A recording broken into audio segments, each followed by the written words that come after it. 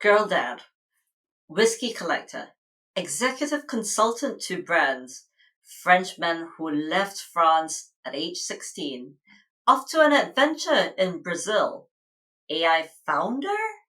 Well, today we dive into the colorful world of Edouard Reinach, the CEO and founder of Trampoline AI, an AI that solves for an almost boring and mundane problem, RFP submissions.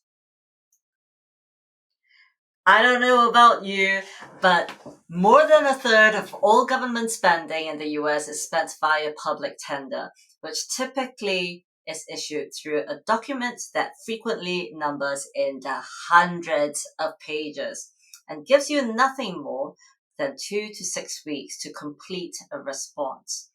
Talk about crazy, but what's even more curious that the man behind Trampoline AI, a solution that is built to attempt to solve it collaboratively.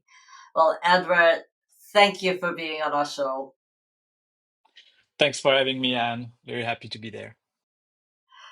Thank you. Well, before we begin, tell us more about you and your backstory. And also, more importantly, what is one whiskey that everyone should try at least once in their lifetimes?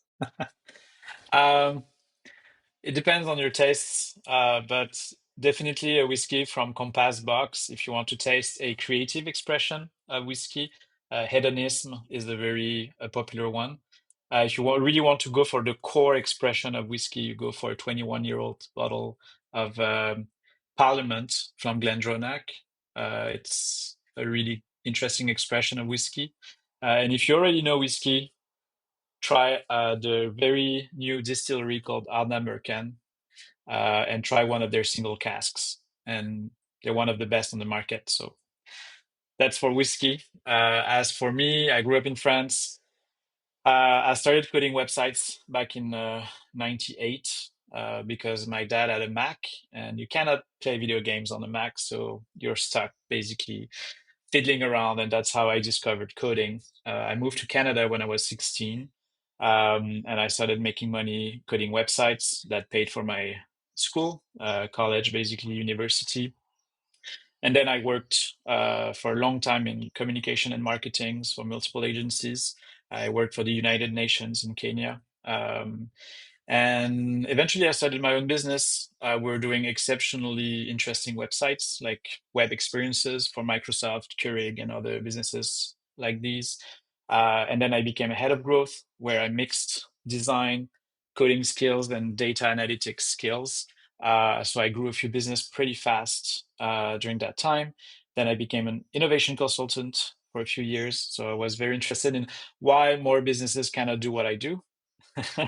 So I wanted to help them do what I do. And then I went back to entrepreneurship a bit after COVID started. A very good friend of mine wanted to get back on that. He was already an entrepreneur, and we always knew we wanted to work together. So we decided to do that.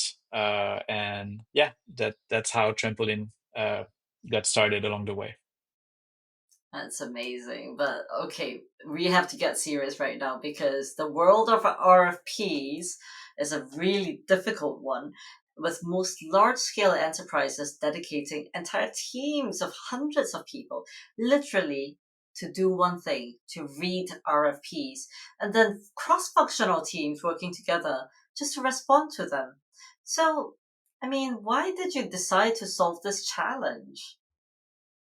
Uh, so basically, RFPs are the perfect stress test for AI in the real world um, because it's a very messy and noisy process. And I've worked with RFPs long enough to know that they're extremely painful.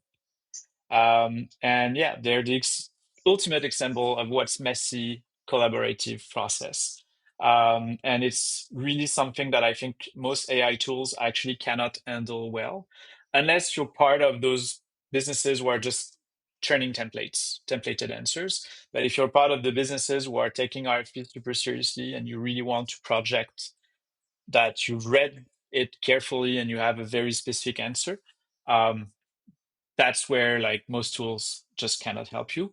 Um, so yeah, like if you have those big teams, basically your Avengers trying to answer those RFPs, um, you'll find that even if they use ChatGPT, like a lot of the work is very manual. It's really like a lot of project management and engaging with internal stakeholders. So for us, the tool we've created basically enables you to work with multiple experts at the same time. Make sure that everybody understands the context in which they have to do that work. So you're not just reprocessing past RFPs, but you're also adding expert knowledge and expert brain power back into the tool and back into the proposal. Uh, if accuracy is non-negotiable, that's also a problem with AI for many, many companies. So in our case, we found a way to make sure that things are always accurate in the proposal that you send. Um, and yeah, at the end, like finding information in the business is not just a search query. Like it is a strategic endeavor where you need to make sure that the information that you're using works to that specific problem that the company has. So yeah, that's it's a big problem with huge stakes, and for us, it makes sense to say we have the technology to do that, and if it works for RFP, it's going to work for a lot of other things. That's great. Collaboration is key to getting RFPs over the line, right? But, with such little time allocated to responding quickly, collaboration is almost virtually impossible. How do you shift the dial for cross-functional teams in light of these timelines?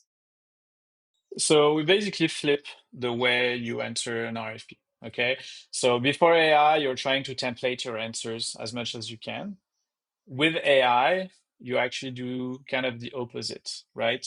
So the way we work is that the AI gives the teams a shared workspace, okay, where they can instantly get structured around the RFP work.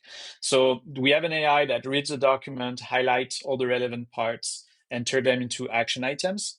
And then every single task gets the right subject matter experts and pull them in. And then we have that AI that drafts like 90% of the answer, right? So the experts arrive in our platform and they see the question, they see the context of the question, and they see a suggested answer. All they have to do is approve, correct, or actually start collaborating because they're like, oh my God, this is not a good answer. And that's interesting because if this is not a good answer, it's probably not because the AI has been smoking crack. It's probably because, well, there is something the AI is either missing or maybe this RFP is not the right fit, stuff like that. So it means that within one day, your whole team can focus on the parts where the AI is not able to help you so much. So the disagreements are the basically where you will win this RFP is where you really need to get creative and think of that deal. So yeah, like with Trampoline, you are focusing on the part that is highly collaborative on day two instead of 2 days before deliver, like pushing the proposal. So that's where it becomes really interesting. Um, and also like the whole workspace is built so that you can work asynchronously. So you don't have to wait for a meeting to happen. The meeting is happening every time somebody logs in Trampoline. So yeah, like that's how we solve it basically. That's great. One of the things that faces most large scale enterprises in RFP responses is that many companies insist, whether for ego or real, survival, that they must win certain RFPs. So perhaps for financial reasons or reputational reasons to the company. But there is a risk to responding to RFPs. And one of those biggest risks of responding is that some of the capabilities required to perform the RFPs either are made up or actually a leap of faith, right? So how do you deal with that? Um, So I think it's fine to take on a customer if you know that you will have to figure a little bit of stuff along the way. I think that's how you grow your business, you grow your capabilities, your case study folio. I think as long as you're not lying to yourself on your own capabilities and you have executive signing off, on the proposal, I don't think it will hurt. That said, I think RFPs are generally made to buy the best product or service at the best price.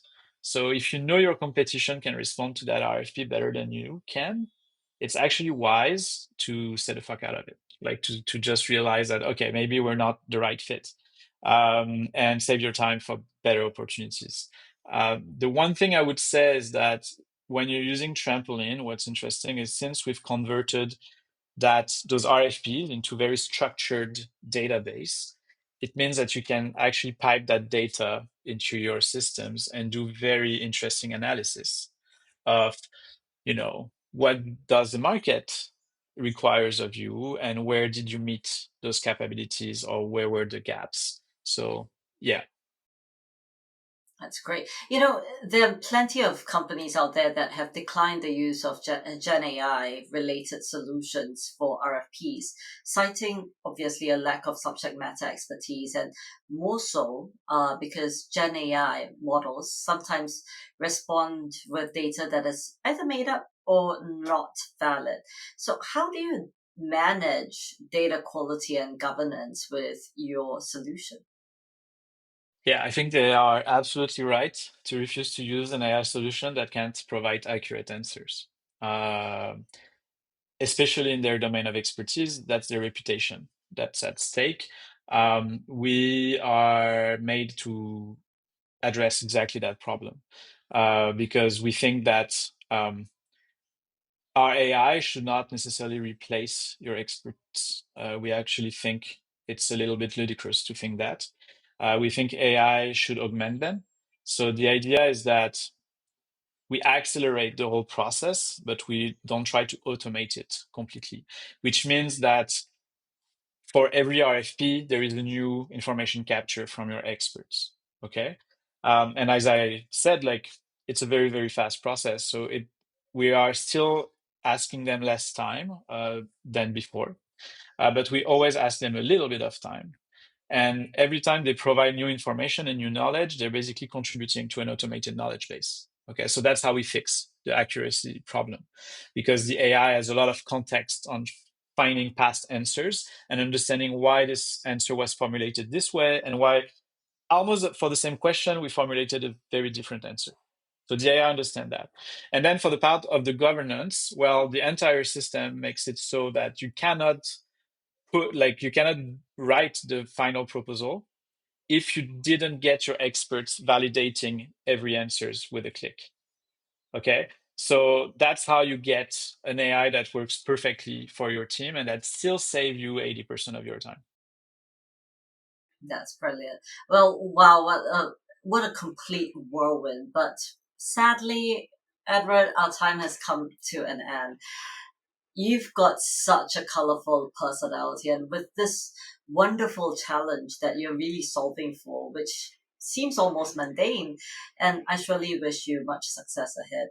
To our audience, once again, thank you for joining us, and remember that liking, following, or sharing this episode with someone who might benefit from its content will definitely help us keep going to bring you more interesting episodes with AI founders globally.